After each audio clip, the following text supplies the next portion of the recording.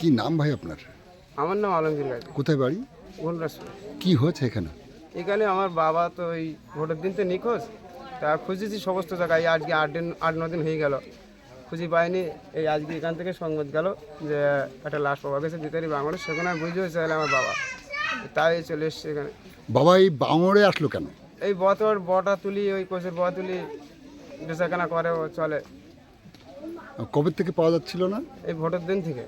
ভোটের দিন থেকে। তারপরে কিভাবে খবর পেলে? এই দোকানকে লোকজন বললো, তারপরে এখানে আসলাম, আসার পরে দেখলাম। এসে তারপর দেখতে পেয়েছে যে তোমার বাবা। হ্যাঁ। কি নাম ওনার? বারিক গাজী। ও বয়স কেমন হবে? 50-55 বছর তো হবে। পুলিশকে জানিয়েছো? না, জানায়নি। পুলিশ এসেছে? বাড়ি থেকে যে নিখোঁজ ছিল, বাড়ি থেকে বেরিয়েছিল আর বাড়িতে ঢোকেনি, 29 তারিখ থেকে নিখোঁজ। হ্যাঁ। থানায় কি কোনো মিসিং ডায়েরি করেছিলেন? না, কিছু করিনি। এমনিতে খুঁজে বেড়াচ্ছিলে? হ্যাঁ, না, আমরা তো খুঁজে বেড়াচ্ছি এখন পর্যন্ত। এবার 7-8 দিন হয়ে গেল। মেম্বারকেও বলেছিলাম, তা বলছে কি হ্যাঁ যে খোঁজন যদি না পাই তো যাবো কিনি। এই ধরো তার মধ্যে পেয়ে গেছে, এই ধরো মরি আছে, কী বলো। তোমার নাম? আমার নাম আলমগীর গাজী। বাড়ি?